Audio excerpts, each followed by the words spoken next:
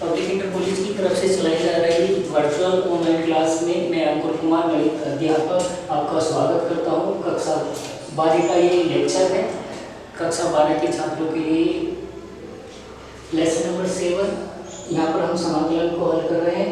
समाकलन लेसन को यहाँ पे स्टडी कर रहे हैं और लेक्चर नंबर है 40, जिसका कोड है NPIC 12240। अब देखिए एक्सरसाइज 7.5 में हम आंशिक भिन्नों के माध्यम से जो प्रश्नों को हल कर रहे हैं, उसी कैटेगरी में देखा जाए तो हम यहाँ पे क्वेश्चन नंबर 20 को हल करने वाले हैं। लेक्चर नंबर 39 में क्वेश्चन नंबर 20 का इतना पार्ट हम वहाँ पर कर चुके थे। अब बहुत सारे आगे को यहाँ पे देख रहे हैं। तो एक्सरसाइज 7.4 का क्वेश्चन नंबर 7.5 का क्वेश्चन नंबर 20 हमारे पास परिमेय फलन है 1/x × x⁴ - 1।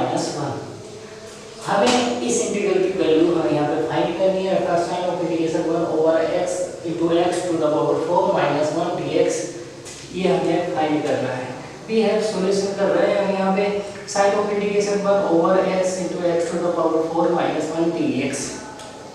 अब हमने क्या करा इस प्रकार के प्रश्न में, अब इसे हम आंशिक भिन्नों से करते तो हमारे पास ये इस टाइप का था और इसको आंशिक भिन्न के रूप में लिखते समय हम लिखते a/x हो जाता प्लस b/, यहाँ से जैसे इसे फैक्टर करते तो ये फैक्टर आता है x² + 1 प्लस और यहाँ पर हो जाता bx + c। और यहाँ पे d की बात करते हैं तो d/1 जो कांस्टेंट है उसमें यहाँ आ जाता हमारे पास x + 1 और p/, आ जाता x - 1। लेकिन हमने क्या करा, एक टेक्निक भी यहाँ पे सीखी है। ये इस टाइप का प्रश्न है 1/, जहाँ लिखा था x × x⁴n + 1 dx। तो इस टाइप के जितने भी प्रश्न हैं हम देखें, अगर इस कैटेगरी के प्रश्न हैं तो हम क्या करते हैं, यहाँ x⁴n से एक कम पावर को अंश और हर में गुणा कर देते हैं, एक कम पावर को। अर्थात ये x⁴n है यहाँ पे, तो एक कम पावर x⁴n - 1, तो x⁴n - 1 से अंश व हर में गुणा करने पर प्रतिस्थापन के माध्यम से आंशिक भिन्न के रूप में परिवर्तित होकर हम इसका समाकलन प्राप्त कर लेते हैं। तो उसी टेक्निक पर आधारित ये प्रश्न है, उसी टेक्निक से हम इसे करने वाले हैं। तो यहाँ पर हमारी पावर है x⁴, इससे एक कम पावर हो जाएगा x⁴, एक कम अर्थात 4 - 1 x⁴। तो x⁴ से अंश व हर में गुणा करने पर हमें क्या मिलने वाला है, जैसे ये देखो हमने dx लिखा और यहाँ पे x⁴ से अंश व हर को दोनों को गुणा कर दिया है। और गुणा करने के बाद दिस इंप्लाइज हमारे पास आ गया x⁴ / x⁴ - 1 dx। ये हमें प्राप्त हो गया। अब हम क्या करते हैं, यहाँ पर हम x⁴ को t मान लेते हैं। तो देखेंगे हम अब यहाँ पर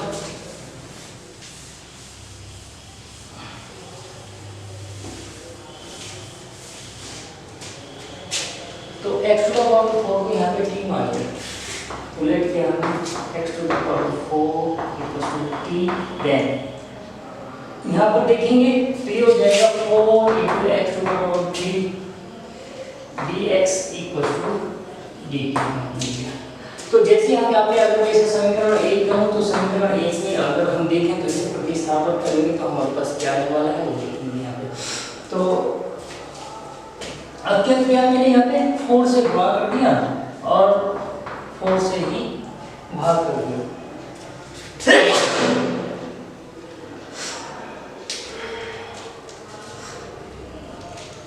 फोर से ही भाग दिया, 4 से ही भाग कर दिया।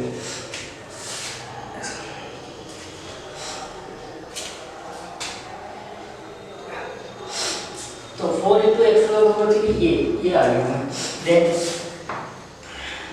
Sign of integration 1/x × x⁴ - 1 dx equal हो गया 1/4 sign of integration 4 × x⁴ dx के स्थान पर हम dt प्लेस करने वाले हैं और यहाँ पर ये हो जाएगा t × t - 1 ये आ गया। इस नंबर को यहाँ पे मैंने इसे डाल दिया। तो अब यहाँ पर जैसे कि इसमें देखेंगे कि ये जो प्रतिस्थापन के बाद ये हमारे पास फंक्शन आया है जो टी में है, इसमें परिमेय फलन है जो टी में है। तो अब इसको आंशिक भिन्न से हम यहाँ पे ब्रेक करने वाले हैं। तो we have again we have 1 over t into t minus 1 equals to. तो जैसे ही देखेंगे यहाँ पे इसका आंशिक भिन्न मैं डायरेक्ट लिख सकता हूँ, नहीं तो ए ओवर बी ओवर करके इसे हल हम कर सकते हैं और हल करने के बाद ए बी सी के मान निकाल कर यहाँ पे लिख सकते हैं।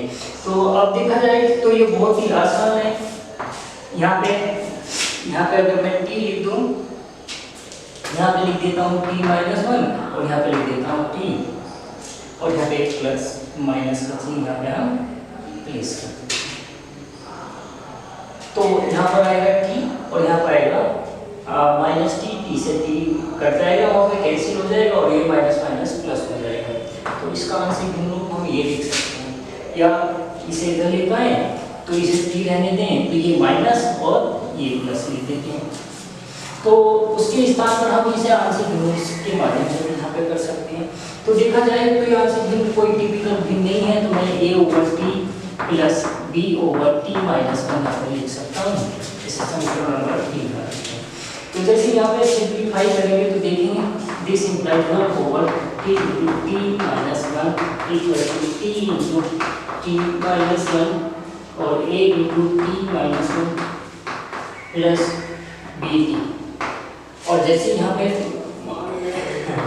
ये कैंसिल हो जाएगा और देखेंगे हम यहाँ पे तो दिस इंप्लाइज 1 इक्वल टू, यहाँ पे देखेंगे तो हम यहाँ पे टी के गुणांकों को अलग लिख देते हैं। तो यहाँ पर आ गया a प्लस बी, तो a plus b into t और कांस्टेंट टर्म यहाँ पे माइनस a है। तो अब यहाँ पर क्या करेंगे, दोनों ओर x के घातों के गुणांकों की तुलना करने पर, तो जैसे हम तुलना करेंगे तो देखेंगे कि a प्लस बी किसके बराबर होने वाला है 1 के, सॉरी a प्लस बी किसके बराबर होने वाला है 0 के, क्योंकि टी वाला कोई पद है नहीं और यहाँ पे माइनस a किसके बराबर होने वाला है 1 के। तो और क्या लिख सकता हूँ यहाँ पे, तो a इक्वल टू आएगा माइनस 1। a की वैल्यू 1 आ गई तो b की वैल्यू यहाँ से देखेंगे this implies b equal to minus a और a की वैल्यू है माइनस 1 तो b की वैल्यू है माइनस माइनस प्लस 1। a और b के मान समीकरण 3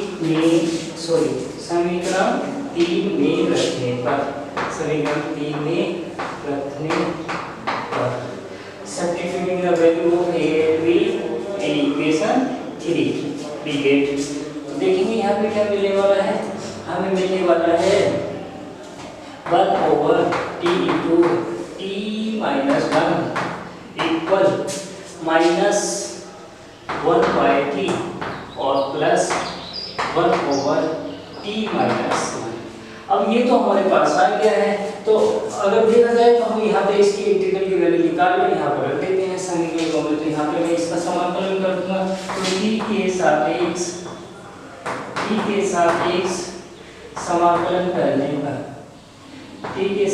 समाकलन करने पर ठीक है, तो integrated over the side with respect to t we get sin of integration 1 over t into t minus 1 dt equal हो जाएगा ये minus sin of integration 1 over t dt plus sin of integration 1 over t minus 1 dt t minus 1 dt हमारे पास ये हो गया। तो this equals sin of integration 1 over t into t minus 1 dt equal हो गया minus log mod t plus log of mod t minus 1 और एक constant of integration मैंने जोड़ दिया है यहाँ पे सी डैश कह देता हूँ, ये हो गया। अब समीकरण 2 में ये मान रखने पर। तो अब लिखेंगे हम समीकरण 2। समीकरण 2 में sign of integration 1/t × t - 1 dt का मान रखने पर, तो जैसे हम यहाँ पे मान रखेंगे तो देखेंगे कि यहाँ पर क्या मिलने वाला है हमें। अब जैसे ही हम यहाँ पे मान रखेंगे तो हमारे पास जो परिमेय फलक दे रखा था क्वेश्चन नंबर 20 में, उसका समाकलन यहाँ पे प्राप्त हो जाएगा, अर्थात 1/x × x⁴ - 1 dx यहाँ पे प्राप्त हो जाएगा साइन ऑफ इंटीग्रेशन के साथ। तो यहाँ पे रख रहे हैं, तो देखेंगे अब यहाँ पे क्या आएगा। समीकरण 2 में जैसे हम मान रख रहे हैं तो हमें देखने को मिल रहा है this implies sign of integration 1/x × x⁴ - 1 dx equal होने वाला है 1/4। इसी तरह कोई है हमारे पास minus log of mod t plus log of mod t - 1 log of t - 1 और प्लस c डैश, ये हमारे पास पहली वाली है। अब यहाँ पे अब क्या कर देते हैं, log प्रॉपर्टी यहाँ पे अप्लाई कर देते हैं, तो लिखा हो गया 1/4, ये हो गया log of mod t - 1/t और प्लस 1/4